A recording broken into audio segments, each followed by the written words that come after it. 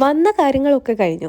Exam എഴുതി പൂട്ടിക്കെട്ടി ഇറങ്ങാണ്. എന്തിനാണ് എറണാകുളം സെൻറ്റർ എടുക്കാണ്ട് തിരുവനന്തപുരം വരെ വന്നതെന്ന് ചോദിച്ചാൽ മെയിനായിട്ട് എറണാകുളം വിട്ട് ഇങ്ങോട്ട് വരവ് കുറവാണ്. രണ്ടാമത്തെ കാര്യം ഈ നടയൊന്ന് കാണണമെന്ന് കുറേ കാലമായിട്ടുള്ള ആഗ്രഹമായിരുന്നു. യാതൊരു പ്രതീക്ഷ ഉണ്ടായിരുന്നില്ല ഇന്ന് ഇവിടെ നിൽക്കുന്നു. 11 മണിക്ക് റൂമും ചെക്കൗട്ട് ചെയ്തിട്ട് ഇതൊക്കെ കണ്ടു കഴിഞ്ഞ് വൈകുന്നേരം 6 മണിക്ക് ട്രെയിൻ കയറാൻ പറ്റുന്ന യാതൊരു ഉറപ്പും ഉണ്ടായിരുന്നില്ല.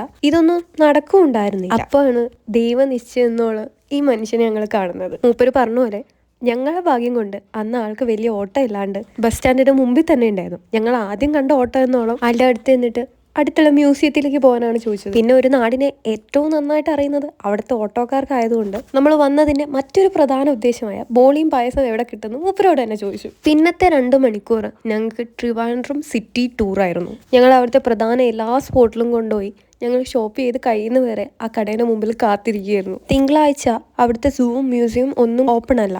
ഇത് നമുക്ക് അറിയണ്ടായിരുന്നില്ല. പക്ഷേ മ്യൂസിയം മാത്രം കണ്ട് തിരിച്ചു പോകാൻ വന്ന ഞങ്ങളെ സിറ്റി ഒരു റൗണ്ട് മൊത്തം ഓടിച്ച് ഞങ്ങൾക്കൊരു ടൂർ തന്നിട്ടാണ് സന്തോഷമായിട്ടും പോയത്. ഇങ്ങോട്ട് വരാൻ തീരുമാനം എടുത്ത അന്നു മുതൽ കുറേ ബാഡ് ന്യൂസ് മാത്രമേ ഞാൻ കേട്ടിട്ടുണ്ടായിരുന്നുള്ളൂ. പക്ഷേ ഈ മനുഷ്യൻ ആ 2 മണിക്കൂർ എടുത്തില്ല. ആദ്യത്തെ 10 മിനിറ്റ് തന്നെ കംപ്ലീറ്റ് ഇമേജ് മാറ്റി തന്നു. ഞങ്ങളെ എല്ലാ സ്ഥലത്തും കൊണ്ടുപോയി എല്ലാ ഗേറ്റിന്റെ മുമ്പിലെത്തും ഞങ്ങളെ നിർത്തി ഫോട്ടോ എടുത്ത് തന്നു. നമ്മളതിന് ഒന്നും എക്സ്പെക്ട് ചെയ്യാണ്ട് ഒന്നും അറിയാത്ത നമ്മളെ കൂടെ 2 മണിക്കൂർ എല്ലാം കാണിച്ചതെന്നും പറഞ്ഞൊന്നും നമ്മളൊപ്പരം ഉണ്ടായിരുന്നു. ഇനി ആരെങ്കിലും എൻ്റെ അടുത്ത് വന്ന് ട്രിവാൻഡ്രം എന്ന് പറയുമ്പോൾ എൻ്റെ മനസ്സിൽ ആദ്യം വരുന്നത് ഈ നിയമസഭയോ മ്യൂസിയോ ഒന്നും ആയിരിക്കില്ല, ആ സന്തോഷത്തിന്റെ മുഖമായിരിക്കും.